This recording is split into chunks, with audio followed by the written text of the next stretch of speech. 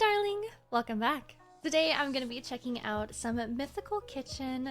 I'm very excited. I've seen a couple of these where X eats their last meal, and this one with Jack really caught my eye. I've been really excited to watch it, and I finally get to today. I hope you're as excited as I am.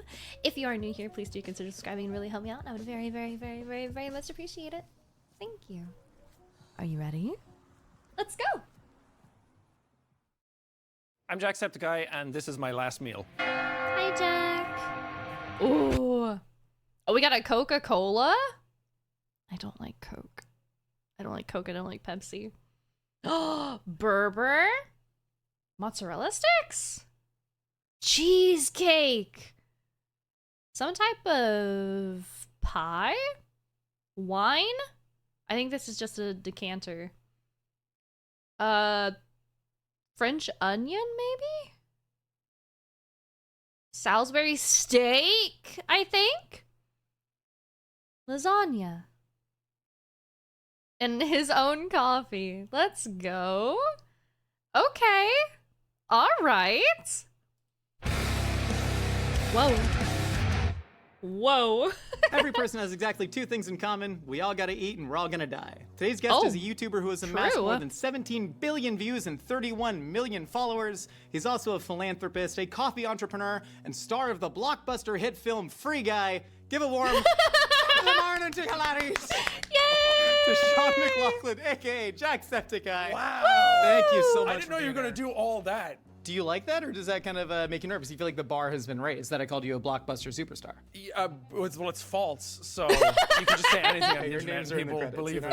Yeah. I want to bring you back to the first time that you and I actually met. We didn't have a lot of contact. We met? It was 7 years ago. I know, you said... Whoa, 7 years. Also, since Sean let his hair go gray, I think it suits him.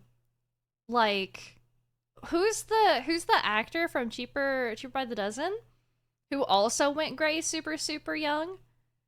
I think some people can pull it off, and he looks really good with it, honestly. W. Nice to meet you. I tried to say good to see you early on. Were you as buff as you are now back then? Not even a little bit. I was a you little were- cold. You didn't strike a silhouette. But it was on GMM, and I did cook food for you, but it was mostly raw pig intestines that had been dyed purple and shoved inside of a fake bokoblin costume. You stabbed out of me. Whoa. You're the reason I have nightmares. Oh my god. Yeah, Steve Martin. Steve Martin. Come here. Oh God, that's good stuff. That's good. Oh, it smells gross. I just have such a strong gag reflex that I was like, I can't even like entertain anyone. I'm just drinking this thing and it's terrible. But yeah, that tasted awful. Thank you. You're welcome. Well, this is kind of my apology tour in a sense. It's like, let me feed you all of your favorite foods for your last Yeah, but meal. you also said you're gonna kill me after this. Have you thought about your last meal before? I have, and it was actually kind of, well, there's a difference between like, is it my last meal? Am I going out being like, I want to order the most expensive stuff, or is it like my favorite meal, or is it the nostalgic meal? I just want like really crappy food. How often do you think about death in general?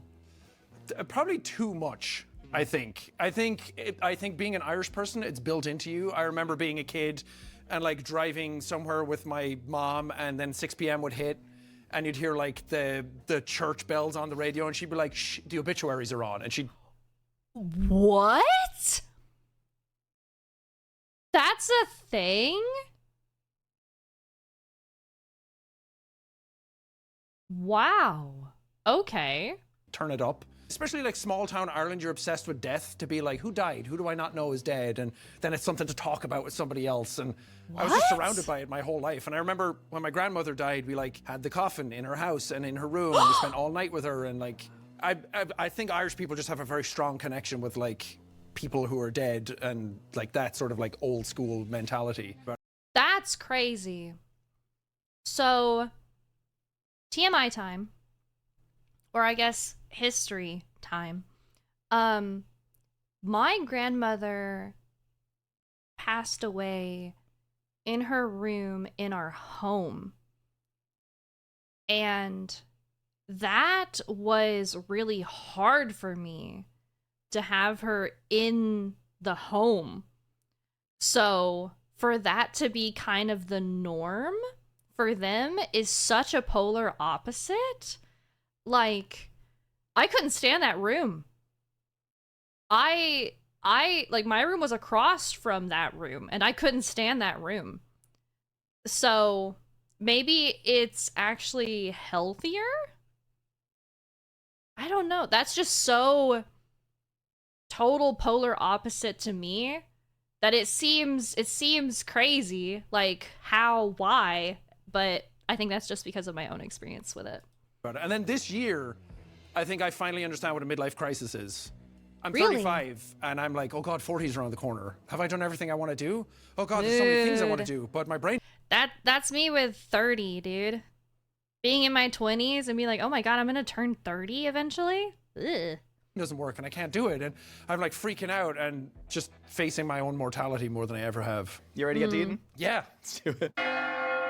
Oh! Jack 3. Wait. I don't think this is French onion. I know they're about to tell us, but I don't think it is. Is this McDonald's? Wait, is this a McDonald's burger? Or just a burger? Your first course of your final meal, we have classic cheeseburger and fries, a little bit of chipotle mayo and some shredded lettuce on there. Yeah. Nice. Your classic fast food French fry, double fried, a little bit of batter on there just to keep it crispy. Then we have the Coke Zero, maybe the greatest soda ever known on the face of this earth. Disagree. Okay, but I'm a Sprite girl. All right, I don't like dark sodas. I just drink Sprite or like Sierra Mist, everything that's lemon lime. I feel like it. We have the very special Irish chef's ketchup imported. I'm so What? excited. I swear to God, I haven't seen this since I was a child. I'll do that thing on like Ratatouille where I like taste it and I'm like, oh my God, I'm a child again. I just start crying in front of you. And then, of course, we have the Irish stew filled with plenty of lamb, a little bit of Guinness just to give you some of that dark funkiness, potatoes, and then all of your aromatics in there. Oh, I bet that is amazing. Okay, way off on my guess of French onion soup. But holy, oh, that looks so good. Oh my God, that smells so good. It is I one of those bet. meals that's like you smell it and you're like, I'm home. I don't know if I've ever had Irish stew before. Oh, you're about to be changed now. I'm so excited. I'm gonna start talking with a brogue after this. Ooh. Oh yeah. Oh sure, Jace, I'm back in the hills. What was that? I'm back in rural Ireland. I grew up in a town of like 600 people, and it was so small and everyone knew everyone, which is a bad thing most of the time. And I went back after I did a tour, and I went back and like checked out where I lived, and my old house is like a veterinary office now. And they let me go into my old bedroom, and it's full of like animal cages. And then like the neighbors I grew up next to were still there, and I was like, oh man, I'm so sorry. You never made it out the hood, you know? Oh Do you think my it makes God, you Jack! it out like always should be the goal per se? Because as I've gotten older, lived in LA, Southern California pretty much my whole life. Yeah. I at least drive through smaller towns and I'm like, living a simple life would be so incredible, but also I understand that everybody from that simple life looks at my life and goes, that would be incredible. Yeah. I just grew up in a I think it's the grass is always greener on the other side kind of thing. town where you see people like not have much ambition. They drank a lot. It was the only thing to do. True. They like go like 2 towns over, and that's the furthest they've ever been from home. Like Samwise Gamgee.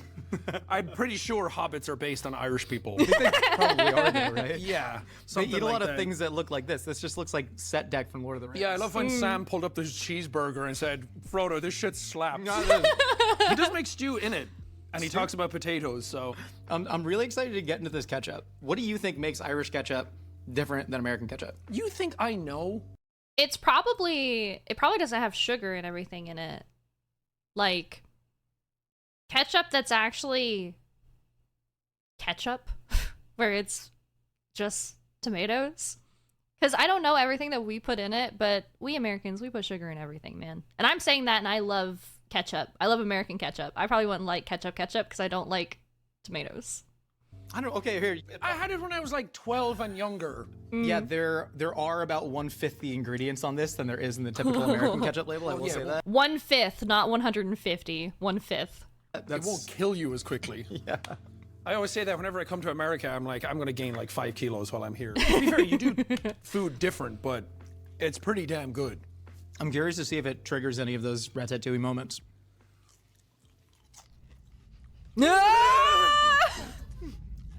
Oh my god! I hate my parents. I was like, outside. Oh my god! Final Fantasy IX is the best game ever made. That is good. It is good. I think Come on, chef. It does lack some of the spice of American ketchup because a lot of the ingredients, there's a deceptive amount of spice in ketchup. Okay. You dig into the burger? Hell yeah. Good old burger. Dude, I've been craving burgers as well. This is not helping. Oh boy. Oh baby. Are there any Irishisms that I can say? Like you bite into food, it's great. By Jesus. By Jesus. Oh. Oh, lads. Oh, sins for service. Oh my god. Oh, Holy Mary, Mother of God. I will eat a burger every single day of the week, forever, until I'm dead from burgers. I hope you get to do that in your midlife crisis. Speaking of your midlife crisis, you seem like somebody who has really thought deeply about his place in the world, and I know you've read a lot of Stoicism and Buddhism.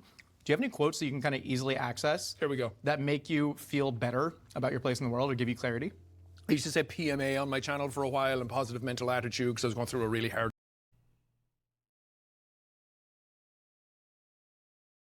Isn't that what he who shall not be named was doing as well? Ugh. Time. And I was like, I needed some sort of mantra to kind of like pull me out of it. Yeah, yeah. But then it's like people start using it and it's like, it just became like, be happy at any cost. And I'm like, well, that's not the case. Yeah. I had a hard time like dealing with myself and where I am. And like, I was very angry as a young man and like, didn't know what I wanted to do. And like trying to pull other people down to my level because I can't rise up to theirs kind of energy. Everyone's on their own path. No one's right. Anything I say is not concrete. It's not proof that I know something better than anyone else.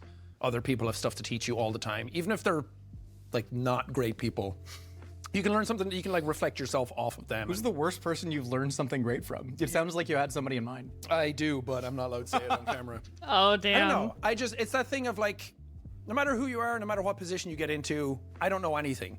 Yeah. Like, who am I? Sure. Yeah. And I'm surrounded by people who talk about legacy all the time and what they're going to like leave behind. I'm like, who cares? You're dead. If you want someone to talk about you after you're dead, like, it's kind of egotistical and narcissistic. I think so. I think I disagree with that, and I don't know if this is, I don't think this is in the scope of what he's talking about. Being remembered and being appreciated for your hard work, and that being part of the legacy that you leave, that's what I like. It doesn't have to be like a, oh my god, they were so great, but okay, this person worked so hard, did so much, and set the foundation. I'm for that, personally. I don't know if that's in the scope of what he's talking about, though. I don't know.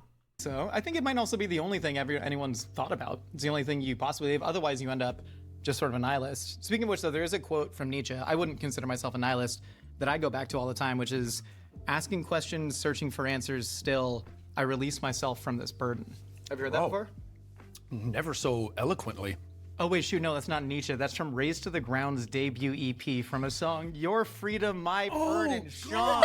Wait, say it again?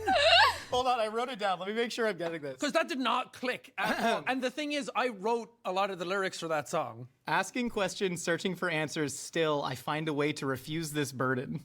Oh my god. It's from the song Your Freedom, My Burden in Raised to the Ground's debut EP. Can we, Whoa. Your Freedom, My Burden? Incredible. That is the most 14-year-old metal song. Did you write those lyrics? I wrote some of them. There was like 4 of us in that band, and we were sitting in like my cabin that I lived in the middle of the woods, and we were like practicing, and we had 4 songs written, and then it was like, we need lyrics for this. And I was like sitting up in the loft, and I was just kind of like musing. I thought I was changing the world with those lyrics. I think you were, man. You changed my world, man. You had a lot of talent. Do you think there's something that draws neurodivergent people to metal music uniquely? Because I ain't a doctor or statistician, but I've seen a lot of trends and a lot of overlap. You just want to find your tribe, your clan of people. You want to find people who are like you, and it's always like the people who don't want to. You don't want to do like a 9-to-5 job. It's the same with YouTube. It's like we all kind of like find each other. We're all like a little neurodivergent. The fucking things I've discovered about myself. And I think it's that thing. It's like, I don't want to do like the stuff everybody else is doing. Like, I like heavy metal music. And not that I was like, it makes me different, but it was just like something about the people who made that music felt like they related to me a bit more. They felt like they didn't conform to stuff. Yeah. I was just so like mad at the world, you know? Your freedom, my burden. I'm 18 and I've suffered the harshest reality anyone's ever suffered. More than anyone in the entire world, I think. I know, that's every 18-year-old. Like for me, it was all about the feeling. It was all about the dopamine rush of just hearing those like super heavy chords. How much do you think you staying on YouTube is just connected to feeling that type of dopamine rush? Because I've never felt these stronger 100%. than just seeing the numbers go up on a YouTube video, and I can't figure out why it's so unique. It's so dangerous too. Like, it is. You get like, even now, I've been doing it for 13 years. That's insane, by the way. 13 years. Ooh. Ooh. I can't even imagine. This year, sorry, I don't mean to talk or make this about myself, but like doing it for coming up now on a year, time definitely goes by in a fucking instant. But like doing this for that long and what he does is so very different. I don't mean to compare apples to apples in any way, shape, or form, but it's just impressive, man. The end of this year, and it's still like my mental health is still attached to those numbers. Video does bad, I do bad. Days Yes, actually. Yes. ruined. Weeks over. I'm going back to my burger. Every single person, no matter how many subscribers, no matter how much money, no matter how many millions of people say that I adore you, everybody's attachment is still to that singular number. Is there any hope to escape the matrix? Or is there any amount of therapy, any amount of Marcus Aurelius or stoicism that you can read that can detether us from that? Or is it a matter of you just have to walk away at some point? Before he answers, I think for myself, I wouldn't be able to separate it. I would have to walk away because in some like capacity, I'm gonna care for sure. I try not to let it get super, super bad, but I definitely care. I don't think anything that's happening to you externally is ever sustainable. Yeah. Like that happiness that's coming from uploading YouTube videos and they all did 700 million views. It's still an external factor that's making me happy that one day could change and then I'm upset by that. I think that's why I'm so self-introspective and like think about myself a lot and where I am, and which is also the double-edged sword because I leave here today and be like, that was a terrible episode. Yeah. No one liked me. I didn't crack any jokes and I forget all of it and then I hate myself and then I'm lying in bed just... That burger was good though. That's legitimately me after every single episode. Yeah. And I literally have to rely on what other people tell me happened. No, you're doing great. You're doing great. I think we're both doing great. You're doing great. You're jacked. You know, you're handsome. So are you. We Beautiful. both have We're both even tattoos. still, we have tattoos. Everyone's talking about it. And we're all both so happy. Should we make out? Are we?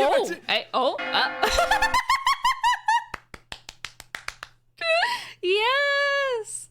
Yes. Ooh. Wait, what is this? I think that's a lemon peel. I'm not sure what this drink is gonna be, but W Bevy?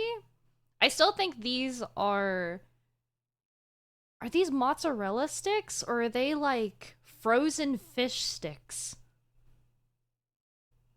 I'm on board with all of this, except the peas. I would want creamed peas because I prefer creamed peas.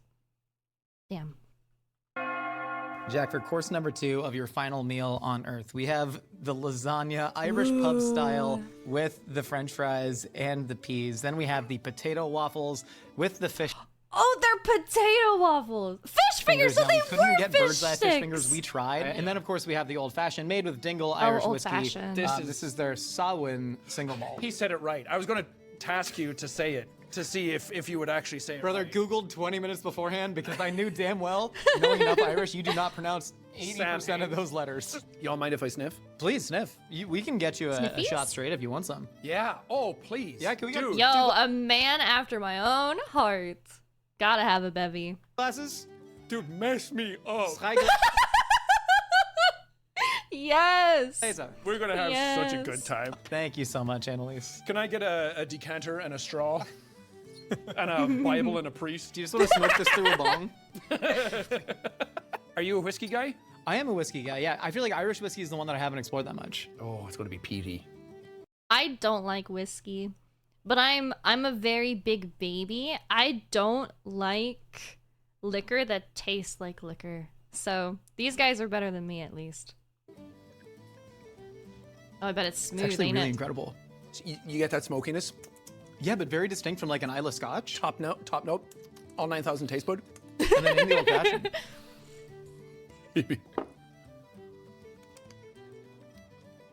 What a time. That's just a classic drink. What a time to be alive. I feel like we're at the pub. Do you have a favorite pub memory growing up? We had a pub called Leonard's in the town that I grew up in, and my dad was a big fan of Man United growing up.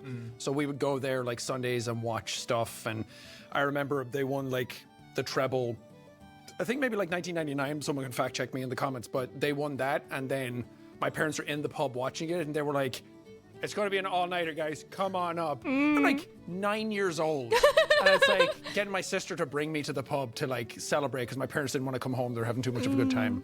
If that's not Ireland, I don't know what is. I was going to ask if Valid. a lot of the Irish stereotypes are true because this is the now third and fourth preparation of potato that we've had in the first two courses. What can I say? You know, after the famine, they tried to get rid of us. Hey, But we back. the troubles didn't last forever, brother. No. We're here. I like lasagna and chips because there's a kind of like a petrol station called Spar. They have a tree logo. Oh, and this was like the thing I would go get like some mornings on the weekend. I remember going and they had lasagna and I was like, I used to make lasagna as a kid for my family. Yeah. And it was like the first meal I learned to cook was lasagna. I don't That's so cool. Like, I think it very much depends per household, like what you get taught, like to cook and stuff. I think that's really reasonable because it's just layers. It's just getting everything separate together and then layering. That's really cool. think it was nearly as good as this. This slaps. Tell me about the fish fingers. Do you eat them with ketchup? Yes, exclusively. Exclusively with ketchup. I'm weird about seafood. It's one of those things where it's like I should have been diagnosed a lot earlier. Sure. Because like textures and flavors and smells and everything are so strong with me.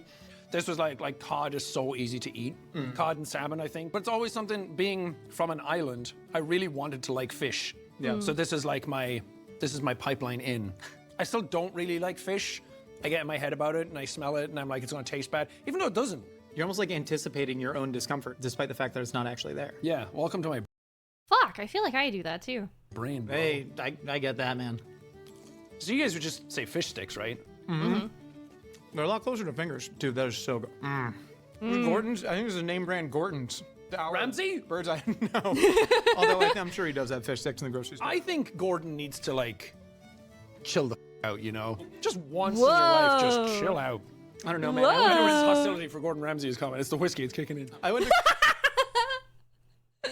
No, is he not seeing him like outside of the kitchen and stuff and just being like a normal person? Gordon Ramsay's restaurant that was based off of the 1890 cooking of Chef Auguste Escoffier. And it was, You see what I mean? fantastic, man. Yeah, I don't think he needs to chill out, though. I think it's the opposet. Go farther. You're a chef. Oh. I'm a man eating waffles, thinking about my dad. I've never heard someone say chef more like a slur. Tell me about your dad. What made his fish fingers so much better than your friend's mom who sucked at cooking fish They were fingers? not the best. So my dad, I had like a granddad dad growing up. So when I was like a kid coming home from school, my dad was already retired in his 60s, pushing 70. He was like the homemaker of the house. Yeah. So I'd come home from school at 3 o'clock every day and he would have like fish fingers and waffles. It was so easy to cook. You put them under the grill, you're done. So this was like my meal 90% of the time. When you're a kid, you don't understand that. You don't understand how much your parents actually like do stuff for you. And my Yeah. mom was like always gone and she was working a lot and I don't really like see eye to eye with her. But my dad was always like I want to, but you're so old, like there's no connective tissue between us. Yeah. So it was like food was always a thing. And then when he got older, I would like cook food for them and I would cook lasagna. So it's perfect that these came out at the same time. This is a double whammy.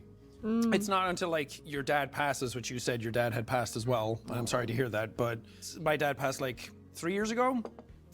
I wasn't really that close to him. We were kind of like expecting it for a while and I didn't think it would affect me that much. And I got the call and as soon as I heard it, I like bawled my eyes out and it was like a surprise to me. And I was thinking about it a lot and that's why I started thinking about death more. And I was like, I don't know who this man is. I don't know who he was. I don't know his dreams, his ambitions. Was he happy? Did he even want a family? Was he happy with the kids he had?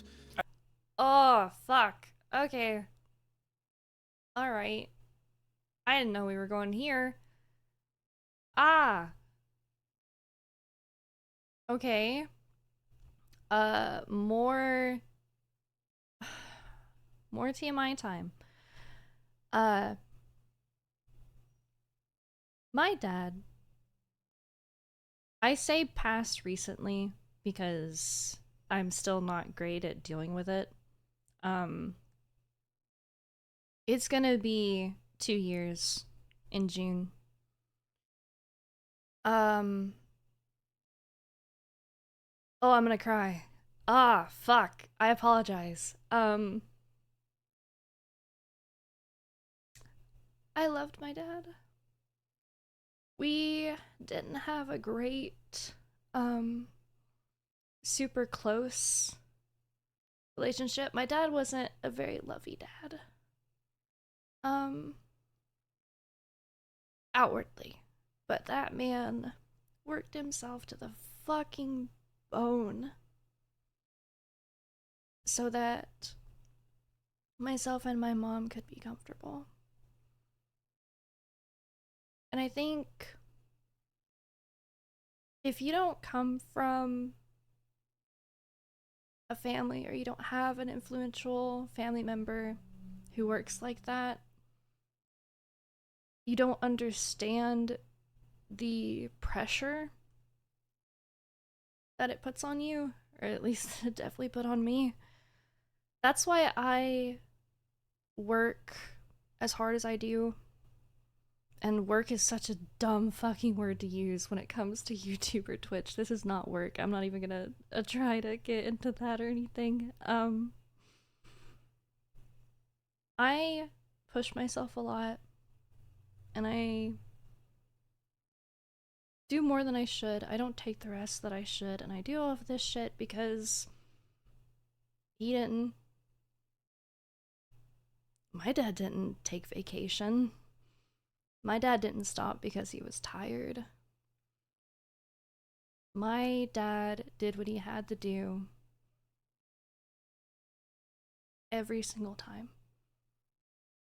And some people think that that's a negative thing, to be so, I don't even know the word for it, like not caring enough about yourself. I don't. And please, I don't really call it out too much outside of my mods, but being told, oh, just take a break, this sounds dramatic. It's like a slap in the face. Because I'm trying really, really hard. And it's almost discouraging. Like, oh, you should just take a break. Why don't you just take time off? Why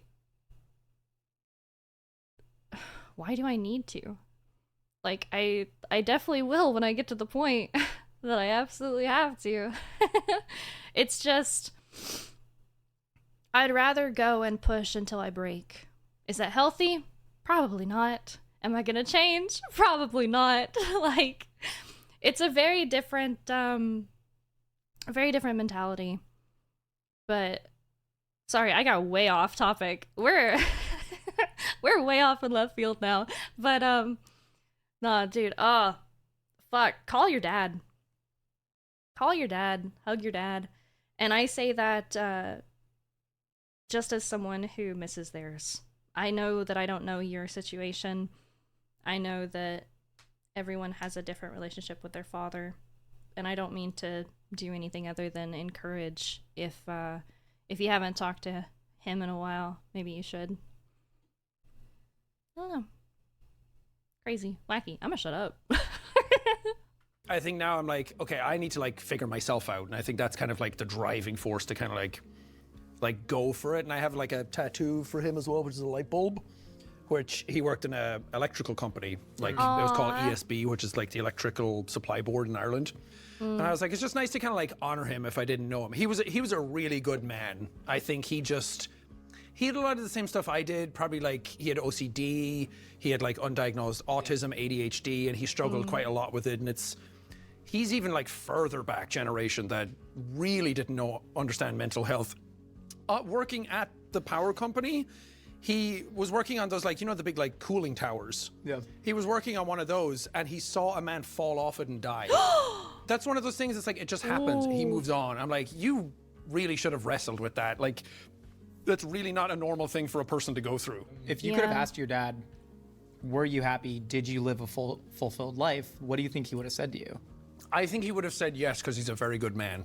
I think he really liked working for his family. Yeah. He liked the distraction. He was a very like busy man around the house. He fixed things. He always just had like farmer dad strength. He just liked being busy. And I think it's now that I'm older, I'm understanding myself. I'm like, I'm surprised you weren't worse as a person. Dude, yeah. And the amount of effort that it frankly probably took for him to not be worse in a sense. And I think we can almost colloquialize that to be love, right? The fact that it's funny when you said you didn't like realize the effort that it took to prepare that. But then now that you're an adult and you're like, I need to feed myself, and you're like, yeah, shit, I gotta do this stuff. It's one of those things, like, my parents never told me they loved me out loud ever. Oh, fuck off, man. Ah!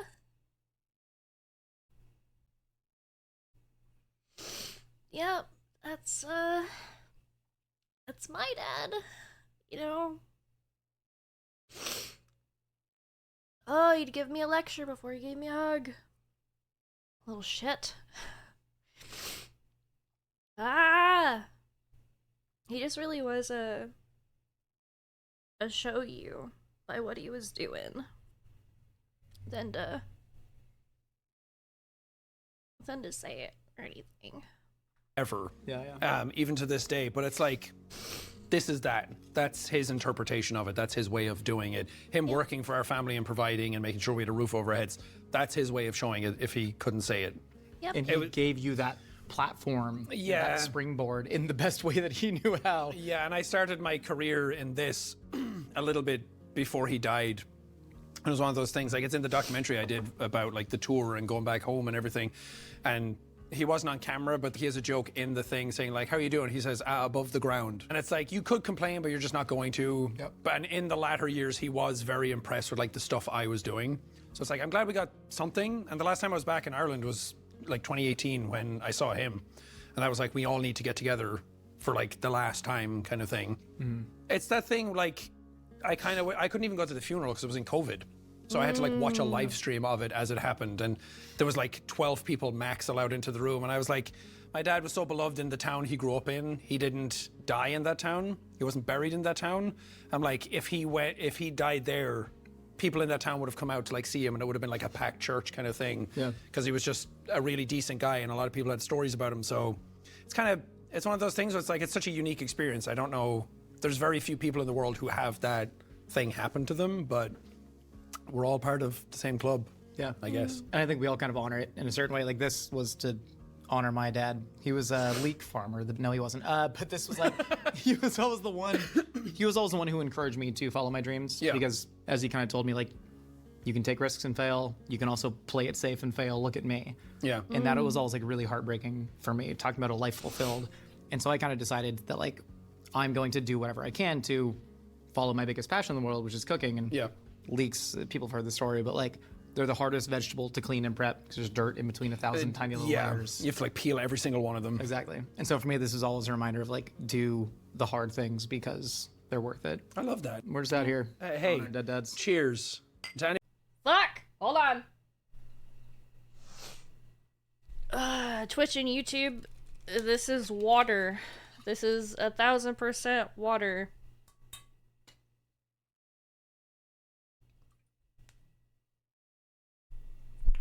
So, all right, fuck that. All right, wow,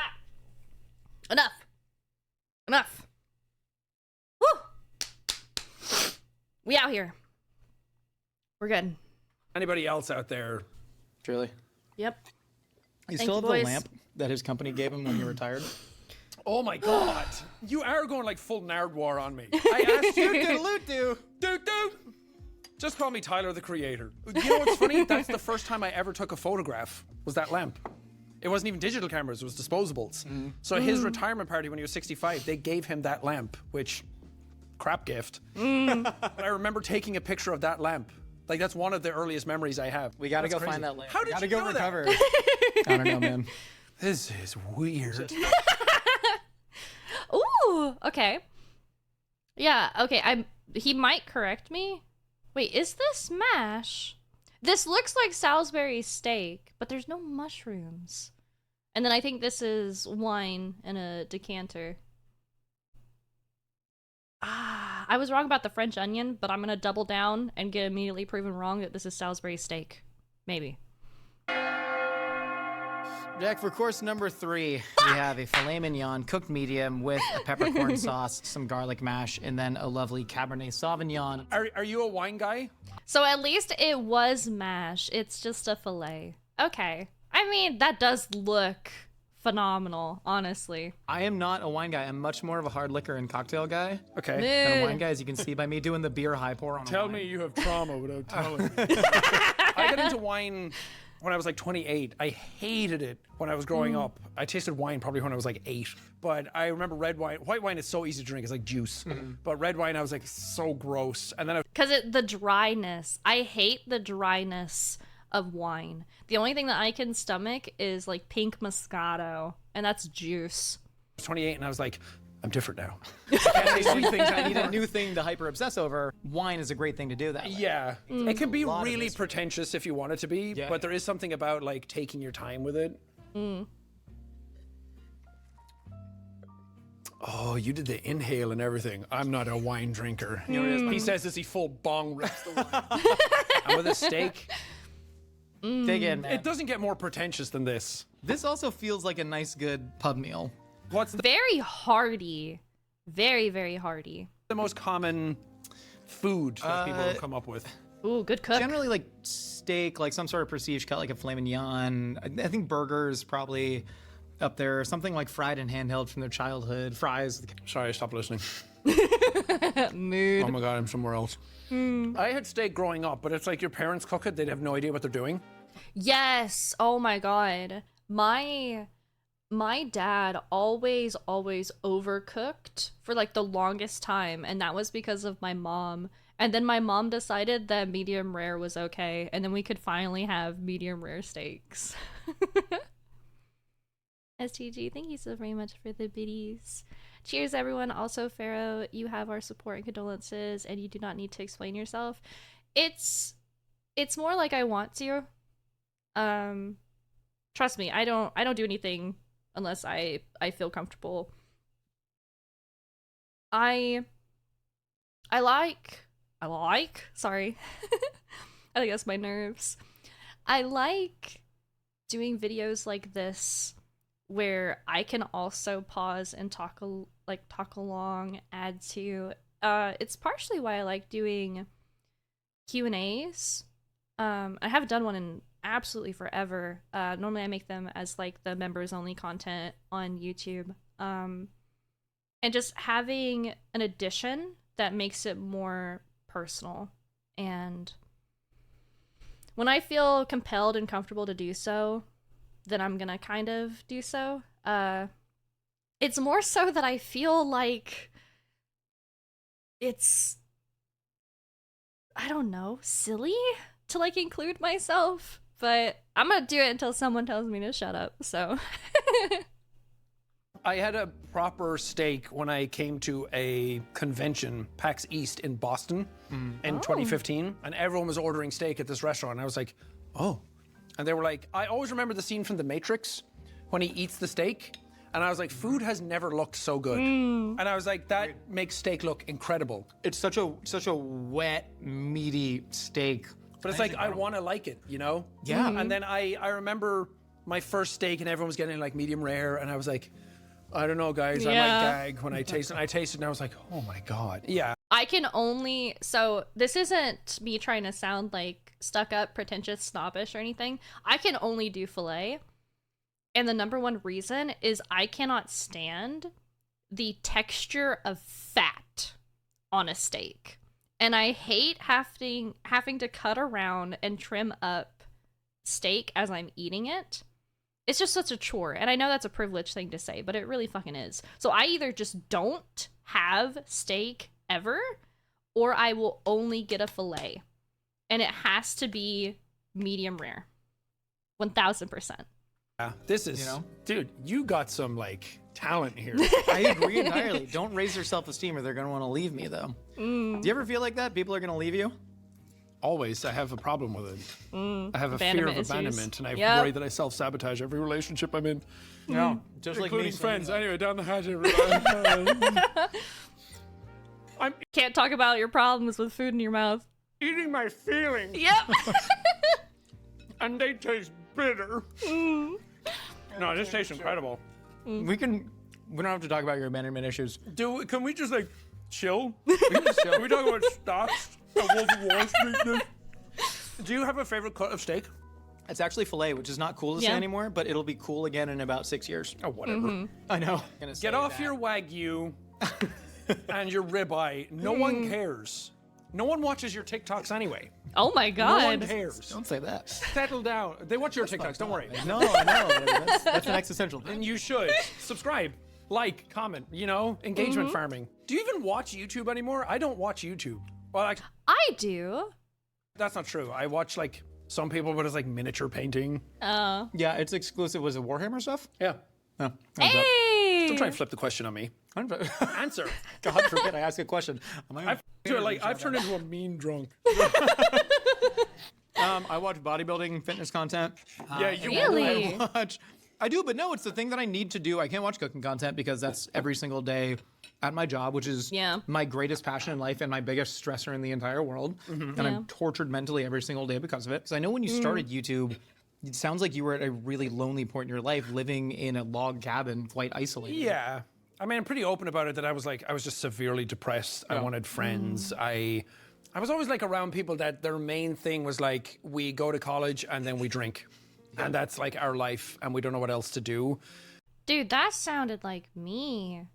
Like a few years ago, I was working a lot of night shift stuff in factories, and that's all that I had time to do was work, sleep all day.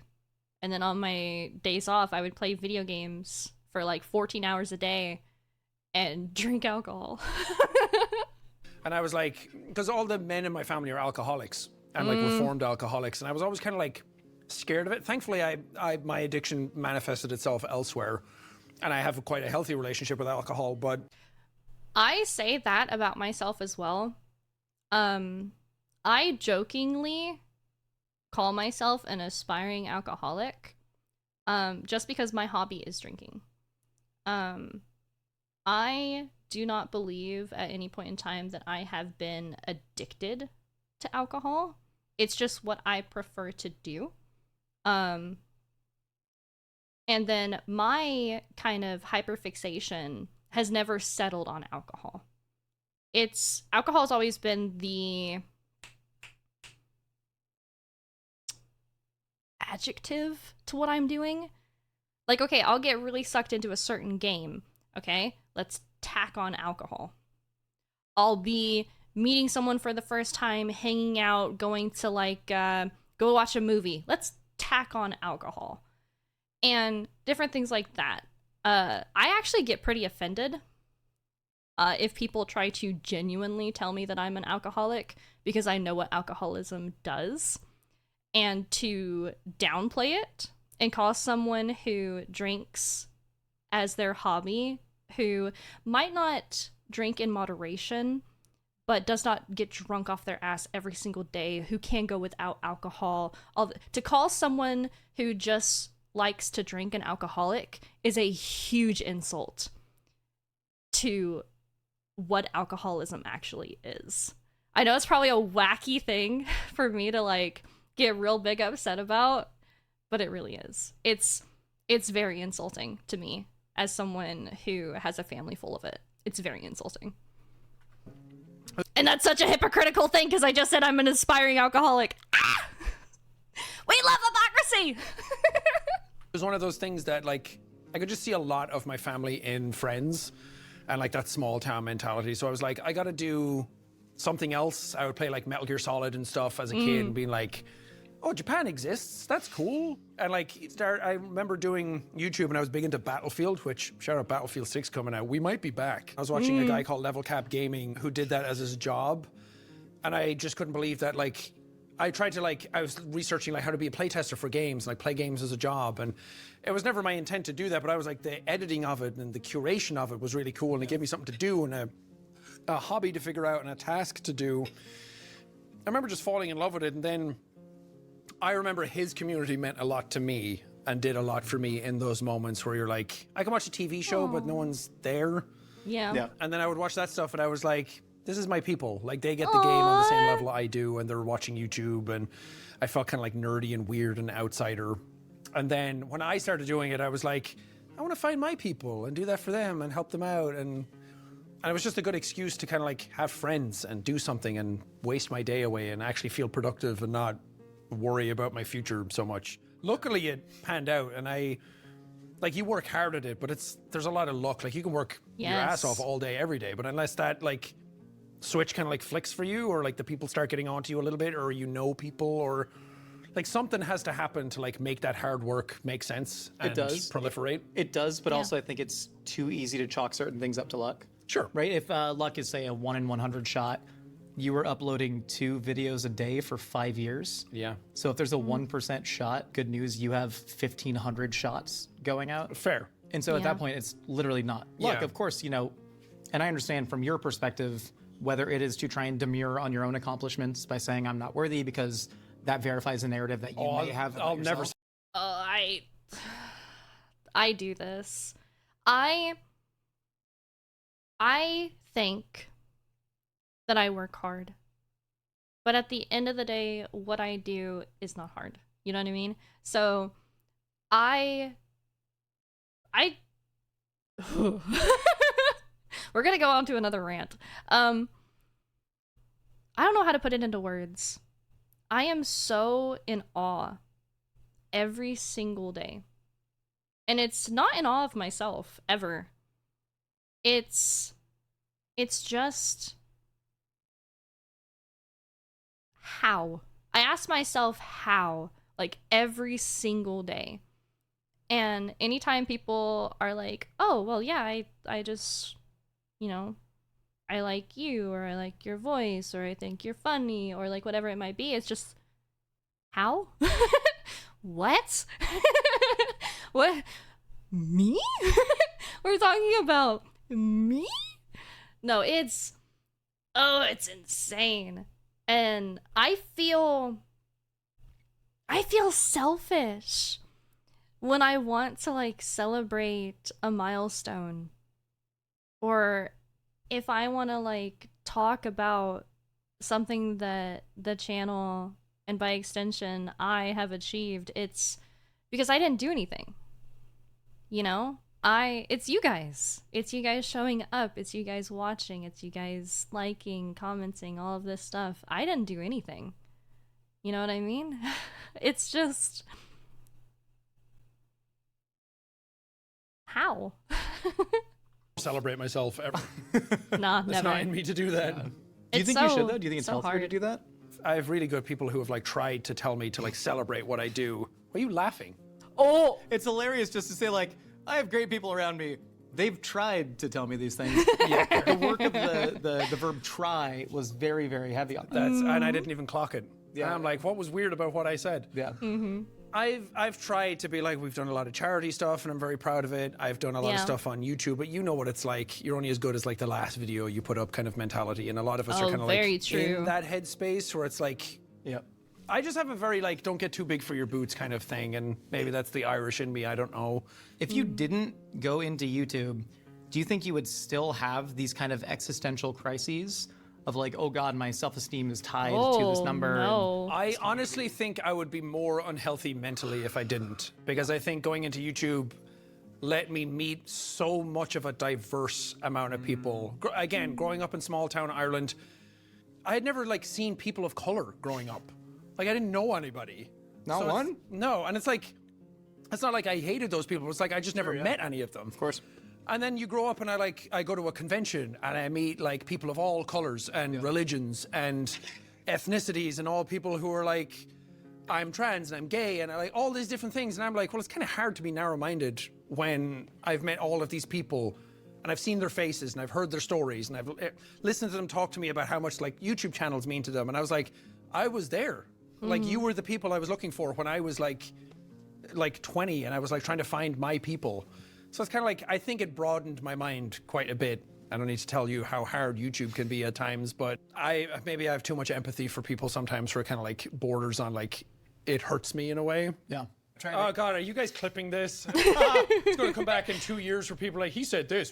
But you're living in that double track in your head right now where you're currently like engaged in reality, but also thinking about the edit in the video. Yeah. Which is a strange place to be. And I tried explaining that to my therapist on how, hey, I think because of my job, I'm going insane, right? It's strange to have millions of people currently right now, significantly more for you, thinking about you, talking shit about you, complimenting you with, fuck, I don't need to die. I'm not there. Don't give me all that to think about. Nope, la la la la la, la la la. Persian kings in the ancient world never could have gotten from people. You are treated better than almost every single person in human history. You're also treated worse than almost I have such an amazing job, and it's like one of the easiest things in the world to do some days.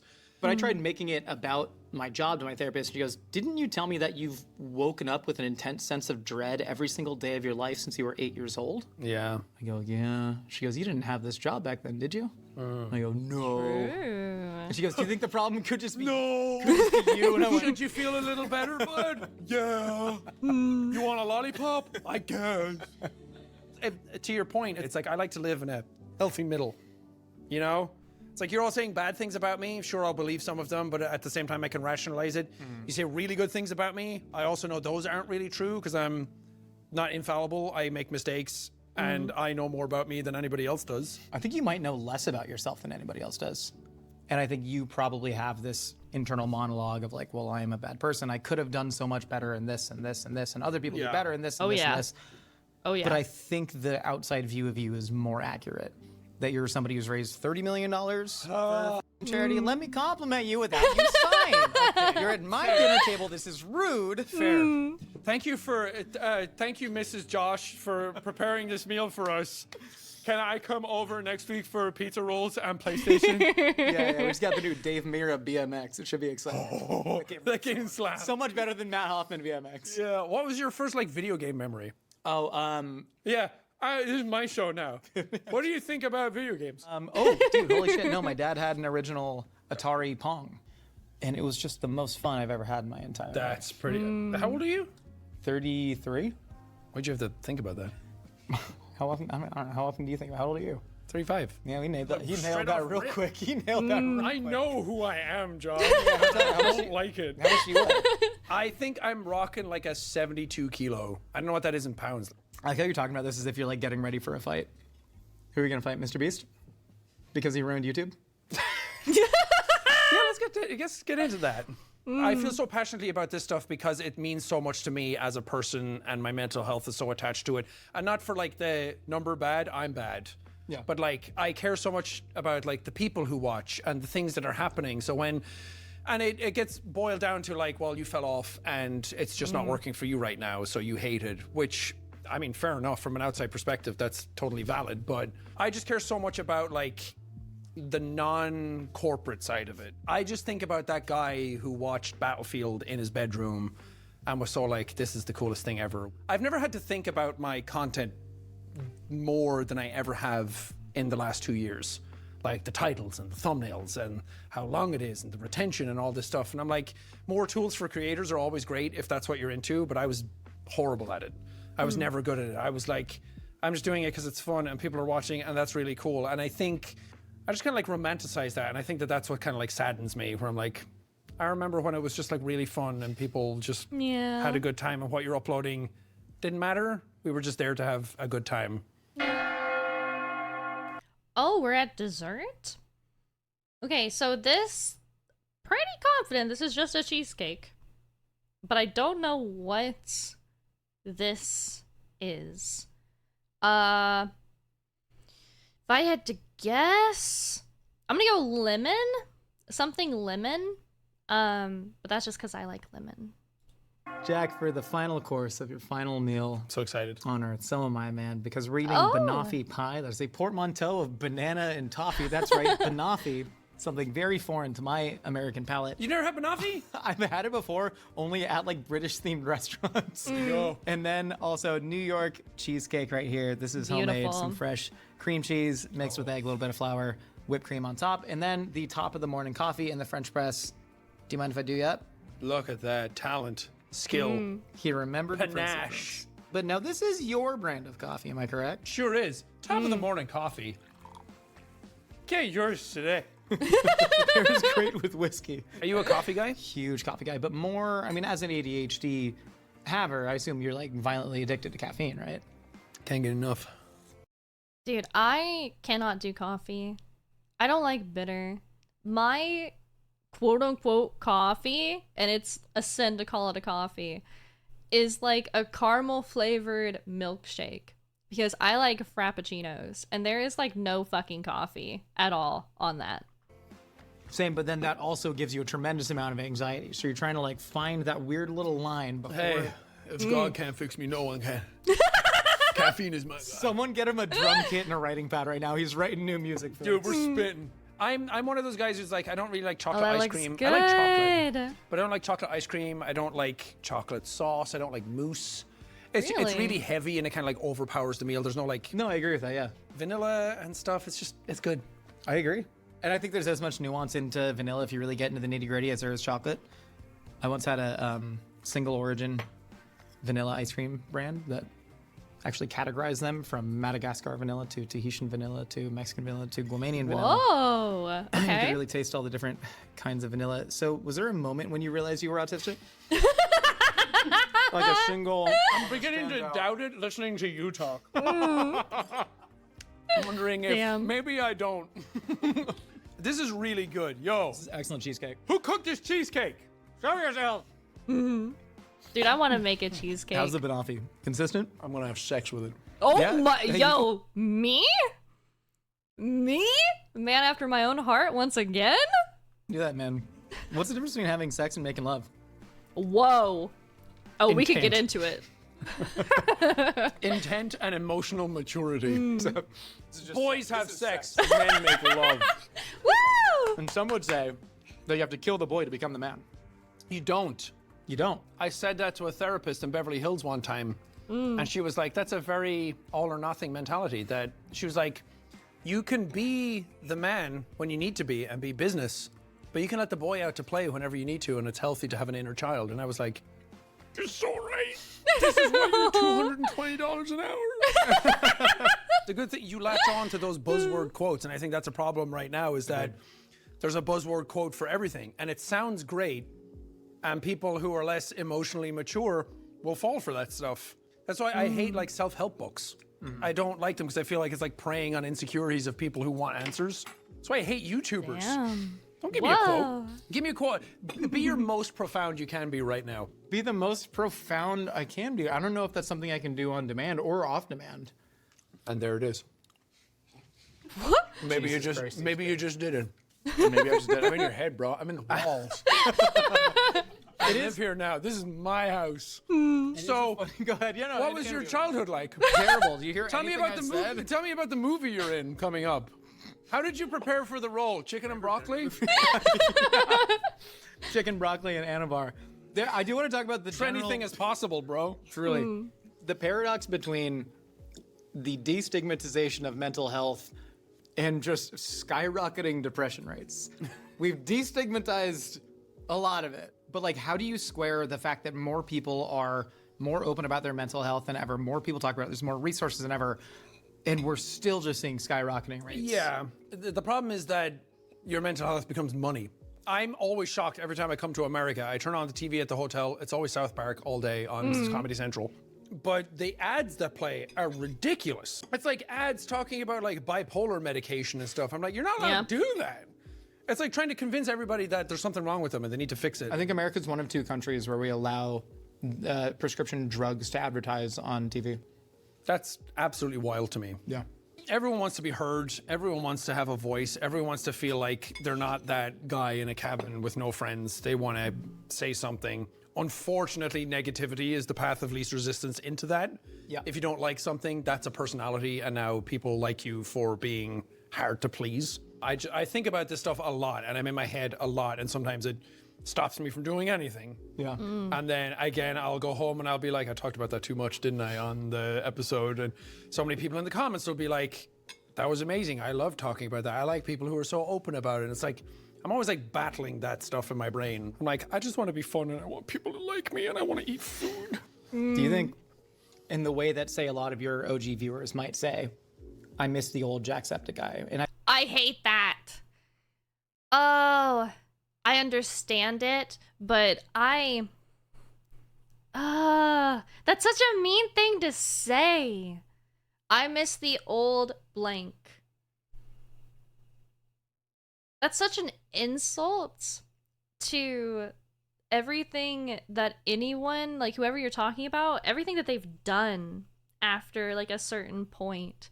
Or you're just basically saying, yeah, I don't like what you currently do. I don't like who you currently are. I don't like any of this stuff. I like the old stuff. That's so rude. If anything, like, for sure, be nostalgic.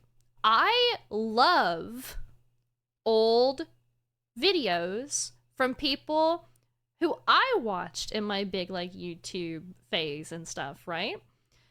I just like to say that I'm very nostalgic towards X, Y, or Z. Or I love watching old videos from X, Y, and Z. I just think that there's a better way to say it.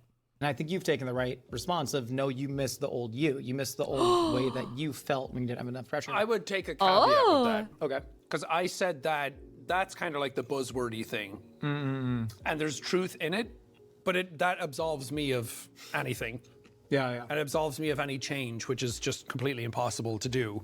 The way that you think about YouTube is I miss when YouTube was fun. I miss when YouTube was simple. Is that you just missing your own life when you thought it was more fun and simple without the pressure? Partly, but I also miss pre-COVID internet because I think everyone has so much more aggression to everything. There's no mediocrity doesn't exist anymore. You're not allowed to be fine. Yeah. You either have to be absolutely incredible or something has to be dog shit.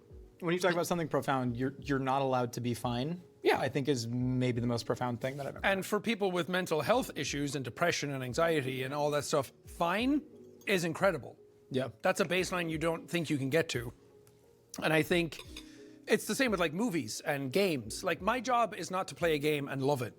Yeah. My job is to play a game and feel it and give my thoughts as I'm playing it. It's the like, I'm taking the ball and I'm going home. It's like you're not allowed to just leave and not like a thing. You have to like destroy everything on your way out and make it not fun for everybody else as you're leaving. Yeah. Ugh. That reminds me of my gripes with Elden Ring. And I think that's probably why I double down and triple down and be like, just because I don't like it or I'm not having a great experience with it doesn't mean that it's bad in any way. It's just, I harp on a lot when playing video games or really in giving my opinion in general. My opinion doesn't matter to anyone outside of like myself. I share my opinion normally in a very small, a little sphere, but like my opinion does not fucking matter, and it will never matter more than your own opinion. So I definitely feel like it's scary to have an opinion, for sure, because I get what he's saying with the like it has to be the most amazing thing ever, or it has to be dog shit, and it's just such a huge fucking divide now. Even when you're talking about how YouTube used to be fun, you said the darkest time in your entire life was YouTube 2017. Yeah. Right? Spending Christmas alone grinding. It didn't sound that fun at the time. So it's interesting seeing this kind of slightly rose-colored look back on it.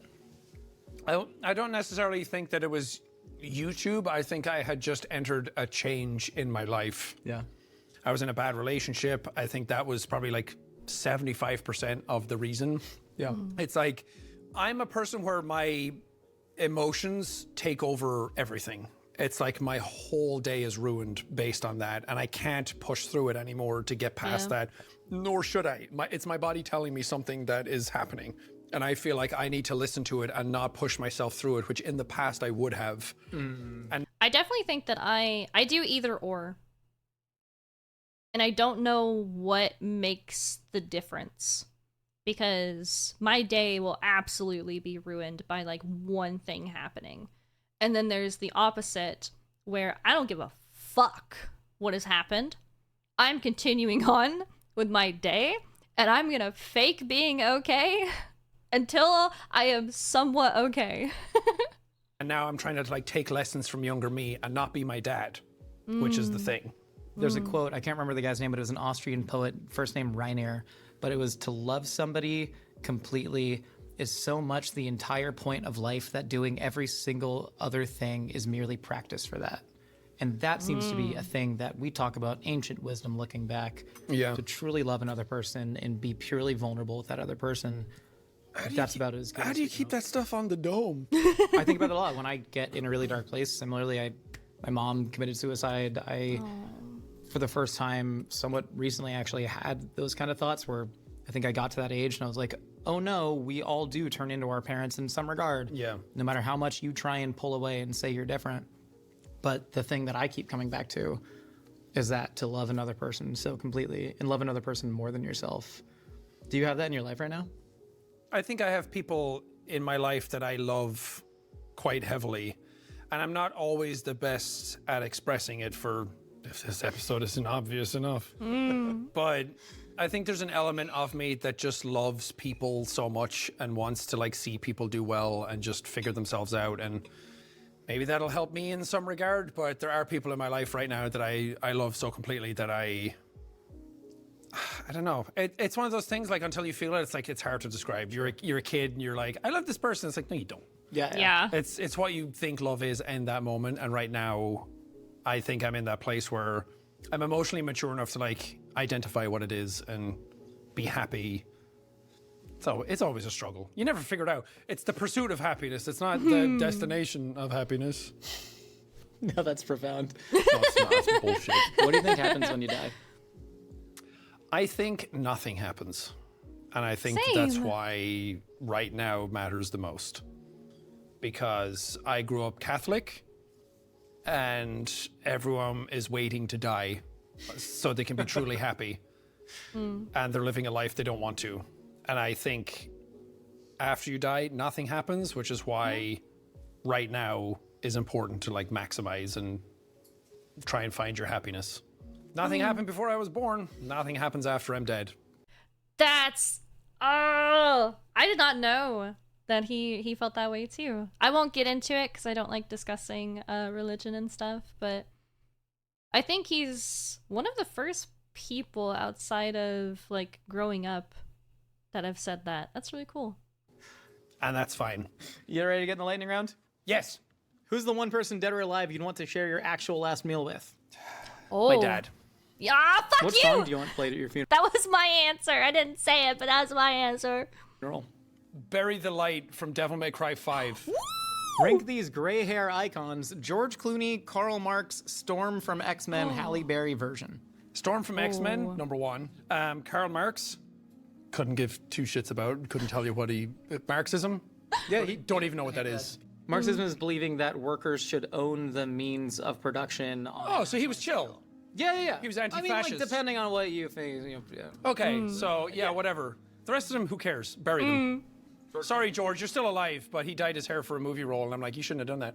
Ocean's 11's really good. Who's your dream eulogizer at your funeral? Whoa. Hidetaka Miyazaki from Software. Because that means I did something good enough with the Souls games that he's there. Do you still believe in Steve? No. What's your biggest fear? Death. Who's on your Mount Rushmore of metal drummers? Whoa. Jimmy the Rev Sullivan from Avenged Sevenfold, Travis Smith from Trivium, Danny Carey from Tool, and Mario Duplantier from Gojira. And me, just sticking my thumb up in the picture. What's your greatest regret in life? Not going for some things that I really wanted because of fear of confidence. Are you happy? Yes, but I have a lot of stuff to figure out and I could be happier. I'm not living my true self. Put it that way. If you had to put a date on when you think you will be living your true self, then we can go back to that date and see if it actually happens. Oh. Throw one out there. Throw a dart. 2030, because I'll be 40, and if I haven't figured it out then, God. Midlife crisis continues, baby. That's me, Jacksepticeye, Sean McLaughlin. If you want to deliver your last words to that camera right there. Hey, love yourself, because you have to stay in here all the time, and no one else knows you better than you know yourself. I'm not locked in here with you. You're locked in here with me, is what I say to myself in the mirror every morning. Similar vibes. Okay, and then you go pump iron and eat so much food. Don, I really appreciate this, man. This is an incredible conversation. Thank you. I had a lot of fun. Thanks for having me on. You're welcome back anytime to complete your midlife crisis. Talk about dead dads. I'll be back in 2030 to eat more food and have nothing figured out. Is your mom still alive? Yes. Come back when she dies. Oh my god! The Mythical Cookbook is finally here. Order your copy now at mythicalcookbook.com and make any kitchen a mythical kitchen. Wow. Damn, dude. Shit.